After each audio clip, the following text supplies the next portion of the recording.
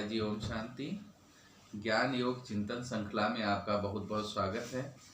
भाई जी मेरे जहन में कुछ सवाल हैं और जिनको मैं पूछ कर जानना चाहूँगा हमारे सब के लिए, सभी भाई बहनों के लिए कि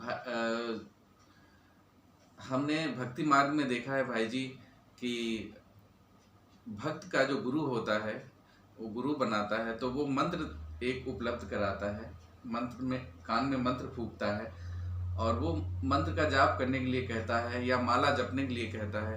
तो क्या भाई जी इससे मुक्ति हमें मिल सकती है या प्राणी को मुक्ति मिल सकती है? और बहुत अच्छा आपने प्रश्न किया है। ये बात प्राय सभी जगह एक प्रचलित है कि जो भी प्राणी मात्र किसी को गुरु बनाता है तो उसको एक मंत्र देता है और उस मंत्र को जाप करने से ऐसा उनका गुरुओं का मानना है कि अगर इस मंत्र को हम जाप करेंगे तो हम मुक्ति को पाएंगे और हमारी जीवन मुक्ति स्थिति हो जाएगी। ऐसी एक मान्यता है। लेकिन इसमें सबसे बड़ी चीज ये है कि मुक्ति का भाव क्या है। अब पहले तो मुक्ति को समझे। बहुत से लोग मुक्ति समझते नहीं है। मुक्ति का मतलब समझते हैं कि किसी तरह से हम शरीर छोड़ दें और फिर शरीर छोड़ने के बाद फिर दोबारा हम जन्म मरण के चक्र में ना आए। तो मुक्ति का भाव यहाँ है कि हम शरीर छोड़ने के बाद फिर से जन्म मरण के चक्र में ना आए। लेकिन ये सृष्टि का नियम है कि जिसने जन्म लिया है उसको पुनर्जन्म में आना ही है। सृष्टि चक्र के अंदर 84 जन्म मनुष्य आत्मा लेती है। 84 लाख योनियों में नहीं जाती, पहली चीज। और वो 84 जन्म मनुष्य के रूप में लेता है, ना कि वो कुत्ता बिल्ली या किसी और प्राणी मात्र के अंदर वो जन्म लेता है। मनुष्य हमेशा मनुष्य रहता। और इस पूरे सृष्टि चक्र के अंदर कम से कम अगर कोई भी जन्म लेगा नंबरवार पुरुषार्थ अनुसार तो एक जन्म लेता है और अधिक से अधिक 84 जन्म प्राणी मात्र को लेने होते हैं। अब ये उसके पुरुषार्थ पर है नंबरवार कि वो किस तरह का पुरुषार्थ कर रहा है, कि वो एक जन्म लेगा, 2 जन्म लेगा कि 84 जन्म लेगा। तो पहली चीज तो ये क्लियर करनी है, मुक्ति का भाव ये नहीं है कि हम जन्म मरण में नहीं आएंगे या हम दोबारा जन्म नहीं लेंगे और हम ब्रह्म में लीन हो जाएंगे। मुक्ति का भाव है कि हम आत्मा शरीर से मुक्त स्थिति का अनुभव कैसे करें।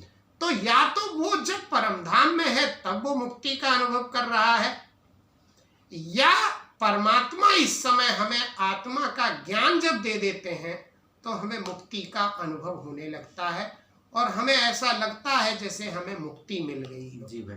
लेकिन अगर हम ये कहें कि किसी मंत्र के आधार पर हम मुक्ति का अनुभव करें, हाँ ये जरूर है कि मंत्र करते समय अगर उसका ध्यान मंत्र की तरफ है तो उस समय वो थोड़ी देर के लिए, चूंकि वो और बातों से मुक्त है, इसलिए हद में अल्पकाल के लिए उसे उस समय, चाहे वो आधा घंटा है, 15 मिनट, उस समय उसका ध्यान अगर उसमें भी अगर उसका ध्यान अगर इधर उधर नहीं है तो थोड़ी देर के लिए उसको हो सकता है कि वो अल्पकाल की मुक्ति का अनुभव करे। लेकिन इसको हम मुक्ति का अनुभव नहीं कहेंगे, सदा काल की मुक्ति का अनुभव नहीं कहेंगे। तो मुक्ति के लिए तो हमें आत्मज्ञान और परमात्म ज्ञान की आवश्यकता है। उसी से ही हमारी मुक्ति होती है और हम सत्युग में जाकर जीवन मुक्ति स्थिति का अनुभव करते हैं। जी भाई जी, आपने बहुत सुंदर तरीके से इसका जवाब दिया। वाकई जो है हमें मुक्ति का अर्थ पता चला कि मुक्ति है क्या। तो भाई जी मेरा अगला सवाल है आपके लिए कि हम जो मनुष्य हैं आज की डेट में पुरुषार्थ कर रहे हैं और हमने सुना है, मुरली में भी सुना है कि 9 लाख आत्माएं ही पहले थी सतयुग के लिए। तो क्या आज की डेट में 141 ब्रह्मा कुमारी का जो है सेंटर चल रहे हैं, बहुत भाई बहने हैं आज पुरुषार्थ पा रहे हैं 141 देशों में। 141 देशों में। तो वो पुरुषार्थ कर रहे हैं, तो क्या जितने भाई बहन हैं वो सब सतयुग में आएंगे फिर से दोबारा परम धाम से? मैं आपका सवाल समझ रहा हूँ। आपका कहने का भाव है कि क्या वे जितने भी 100 जो भी 141 देशों में जो भी भगवान के बच्चे हैं, क्या वो सभी के सभी 84 जन्म लेकर वो 9 लाख आत्माएं वो सभी सतयुग में ही आएंगे कि सिर्फ 9 लाख आत्माएं ही आएंगे? जी भाई जी। या सभी जितनी भी लाखों आत्माएं जो ब्रह्मा कुमारी ईश्वर विश्वविद्यालय में जुड़ी हुई हैं, उनको सभी को सतयुग में जन्म लेने का जो चांस है वो मिलेगा?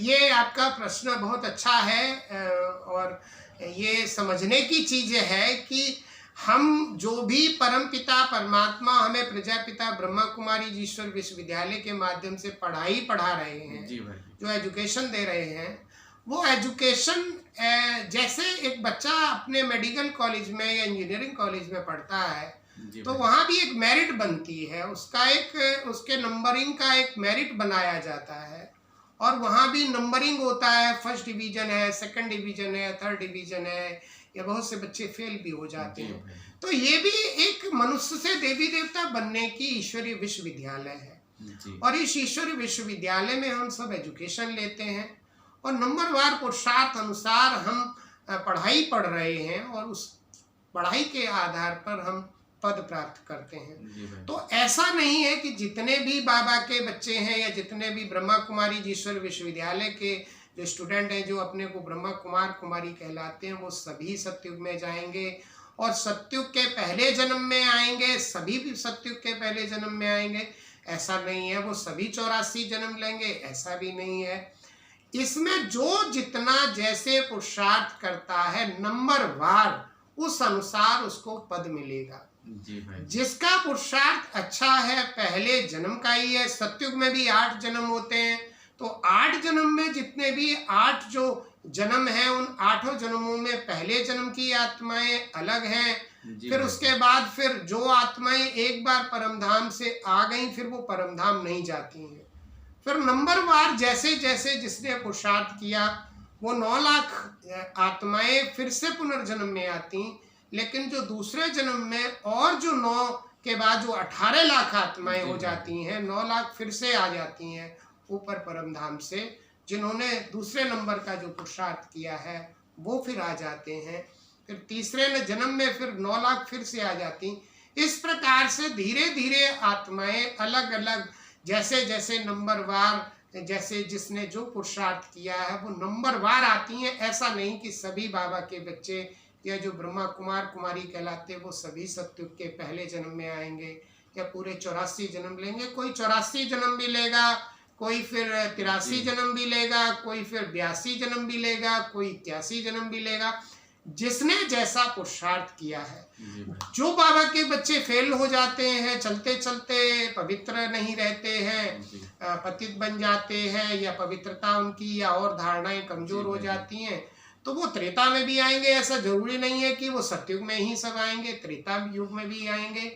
तो जो नंबरवार जिस तरह की जो पढ़ाई पढ़ता है उस अनुसार उसको पद मिलना है। ऐसा नहीं है कि सभी भगवान के बच्चे एक साथ सतयुग के पहले जन्म में आएंगे या सभी 84 जन्म लेंगे, ऐसा नहीं है। जी भाई जी, बहुत ही सुंदर जवाब आपका, बहुत सुंदर तरीके से इसमें आपने बताया कि पुरुषार्थ, जिसका पुरुषार्थ यानी जो पढ़ाई होगी, पढ़ाई जिसकी टॉप होगी तो टॉप नंबर पे आएगा और फिर बाकी सेकंड थर्ड, इसके अनुसार आपने बताया कि पुरुषार्थ के अनुसार ही आपको पद मिलेगा। भाई जी मेरा अगला सवाल है, और जैसा कि आप बहुत सुंदर तरीके से सवालों का जवाब दे रहे हैं, तो अगला सवाल मेरा ये है कि हम बाबा से योग लंबे समय तक कैसे लगाएं और किस तरीके से उसको याद करें। जैसा कि हमने आज मुरली में सुना भी कि हम 2-3 तरीके से, जैसे गुरु, पिता और परमात्मा टीचर के रूप में भी हम याद कर सकते हैं। इसके विषय में विस्तार से आप भाई जी बताएं। ये बड़ा ही आपका अच्छा प्रश्न है।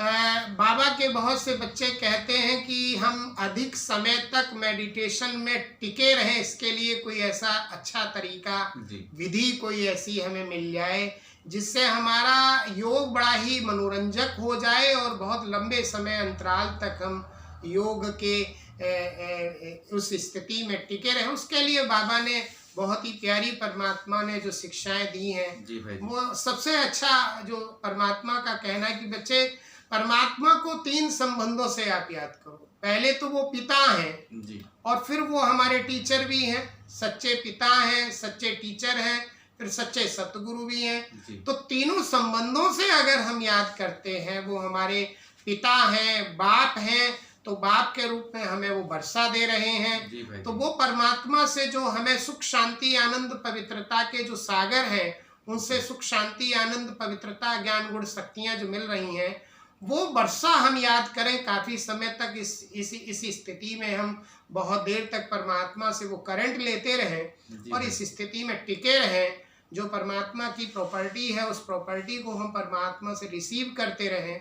और फिर दूसरा जो परमात्मा का जो दूसरा संबंध है, वो टीचर है, वो शिक्षक है। तो शिक्षक के रूप में जो पढ़ाई बाबा हमें पढ़ा रहे हैं परमात्मा, वो जो परमात्मा के ज्ञान का जो होमवर्क है, टीचर हमेशा होमवर्क देते हैं। देखो, बच्चा भी घर में कहता है कि आज हमारे टीचर ने होमवर्क दिया है। तो परमात्मा की जो शिक्षाएं हैं, वो जो ज्ञान का मनन चिंतन है, उस चिंतन के आधार पर भी हम बहुत समय तक योग में टिके रह सकते हैं और हम ज्ञान का चिंतन करते करते परमात्मा की याद में खोए रहें और बहुत समय तक हम इस स्थिति में बने रहें। तो हमारी बहुत अच्छे समय तक हमारी परमात्मा की याद टिकी रह सकती। और तीसरी चीज है परमात्मा, तीसरा संबंध कहते हैं बच्चे, मैं सतगुरु हूँ, सतगुरु के रूप में मुझे याद करो। तो सतगुरु के रूप में भी फिर परमात्मा के अलग रिलेशन है, तो उसको अगर हम उस रूप में हम टिके रहें, तो इसमें भी फिर अलग अलग प्राप्तियां होती हैं। आप देखो, बाप के रूप में अगर परमात्मा को याद करते हैं, तो हमारा इस संस्था से भी रिलेशन बदल जाता है, प्राप्तियां बदल जाती। बाप के रूप में परमात्मा से हमें वर्षा मिलता है, विरासत मिलती, वर्षा माना विरासत मिलती है, सुख शांति आनंद पवित्रता ज्ञान गुण शक्ति, तो ये वर्षा हुआ ना। और फिर वो हमारा जो रिलेशन है इस संस्था से, तो हम कहते हैं हम परमात्मा के घर जा रहे हैं। बच्चा हमेशा बाप के घर जाता है। टीचर के रूप में जब हम रिलेशन में आते हैं, तो परमात्मा के साथ हमारा रिलेशन हो जाता है। शिक्षक के रूप में परमात्मा हमें नर से नारायण, नारी से लक्ष्मी बनाता है, ये डिग्री हो गई। तो डिग्री को बच्चा याद करेगा, फिर पढ़ाई ज्ञान योग सेवा धारणा के ये 4 सब्जेक्ट उसके हैं, उसको फिर याद करेंगे। और सतगुरु के रूप में फिर अगर हम याद करते हैं, सतगुरु के रूप में वो हमारा मुक्ति जीवन मुक्ति दाता है, सदगति दाता है, गति सदगति दाता है। तो जैसे अभी आपने कहा कि गुरु है, तो गुरु तो मुक्ति देते हैं, तो परमात्मा हमें मुक्ति दे रहे हैं आत्मा का ज्ञान देकर। जीवन मुक्ति हमें सतयुग में मिलेगी, वो हमें गति से दुर्गति से सदगति में ला रहे हैं, गति सदगति दाता। तो ये हमारे तीनों रिलेशन है, जिन रिलेशन से हम परमात्मा को याद कर सकते हैं और बहुत लंबे समय तक परमात्मा की याद का जो हम आनंद है, मेडिटेशन का आनंद हम ले सकते हैं। तो इस तरह से हम जी भाई जी, आपने वाकई बहुत सुंदर तरीके से मेरे प्रश्नों का उत्तर दिया। मैं आत्मिक रूप से संतुष्ट हूँ और मुझे इस ज्ञान का आभास हुआ कि हमें बाबा से किस किस रूप में जो है, बाबा को किस किस रूप से हम याद कर सकते हैं, किस तरीके से पुरुषार्थ प्राप्त कर सकते हैं। और मैं उम्मीद करता हूं कि हम सभी भाई बहनों को आपके जो शब्द मुखारबिंदों से निकले हैं और जो शब्द निकले हैं, वो बहुत हम सब लोगों के लिए, हमारे जीवन के लिए बहुत ही जो है पुरुषार्थ को प्राप्त कराएंगे। सो धन्यवाद, आप आए हमारे इस। आपका भी बहुत बहुत धन्यवाद। ओम शांति। ओम शांति भाई जी।